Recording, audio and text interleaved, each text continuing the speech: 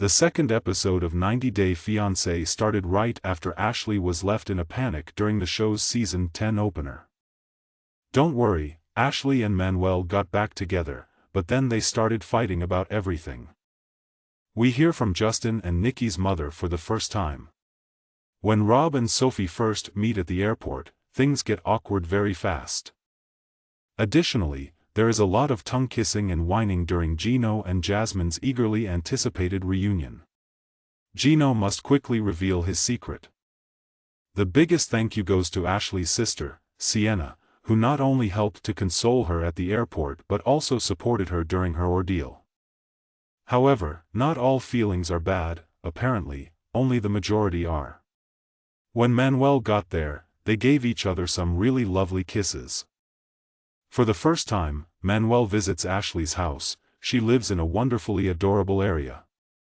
He also gets to meet Rico Suave, her dog, and Lyra, her cat.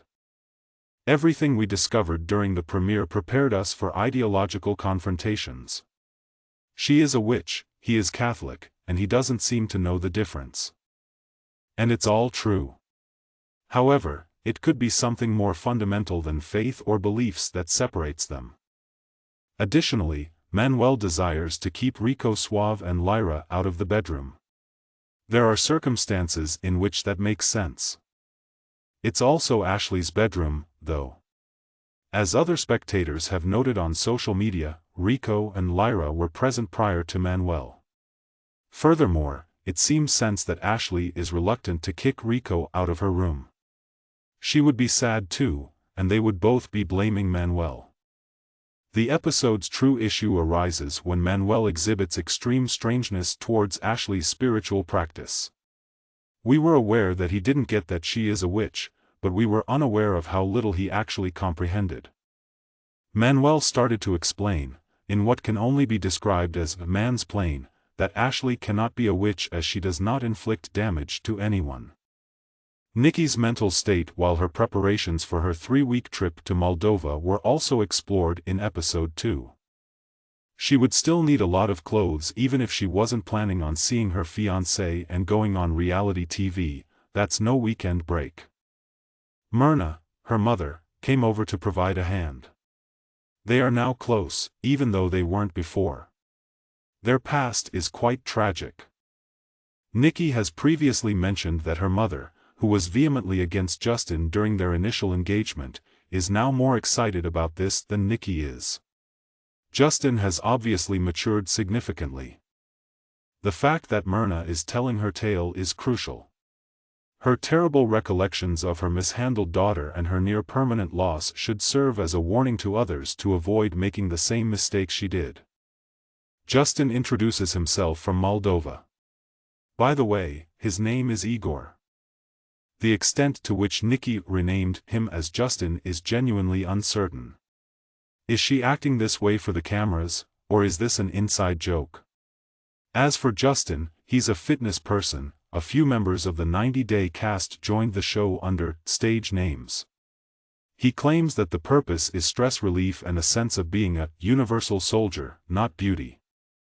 There is one good bonus, though: the personal trainer is really attractive. Transgender people are around, but coming out as oneself isn't always safe. At this point, Justin shares his story of how his friends turned on him because of his transgender fiancé. Not all of them, but sufficient. In all honesty, it's better for him to be free of racists. Gino and Jasmine's years of waiting finally pay off.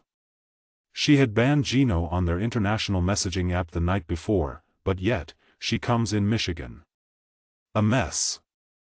There's no denying Jasmine's affection for Gino. She's really enamored with him, if you understand. Even going so far as to suck his tongue at the airport. Jasmine, however, expresses her outspoken hatred of everything. First of all, there's the very gorgeous Michigan winter weather. The place smells musty. Cleaning the microwave is certainly necessary. Furthermore, the sink stopper has a forensic appearance. A few of her criticisms are completely inappropriate. She presses Gino to give up eating frozen meals completely and to stop drinking chocolate milk and tinned food. Give people's food their space.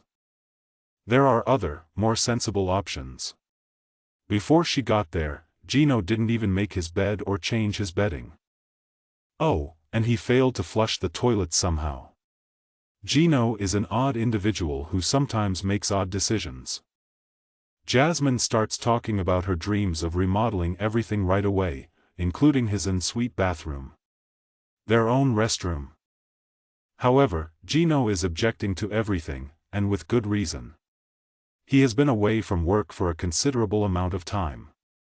Jasmine is unaware of this. For their time together, Gino won't receive any further money. It's evident that this will get very messy.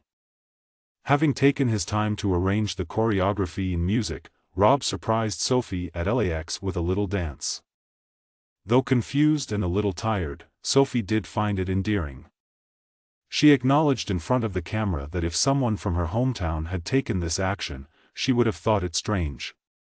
However, Rob can get away with it since he's an American. Rob is still not done. He gets down on one knee and pops the question before they depart LAX. She is, without a doubt, quite delighted. She has been dressed the same way for 25 hours, therefore she is likewise fatigued.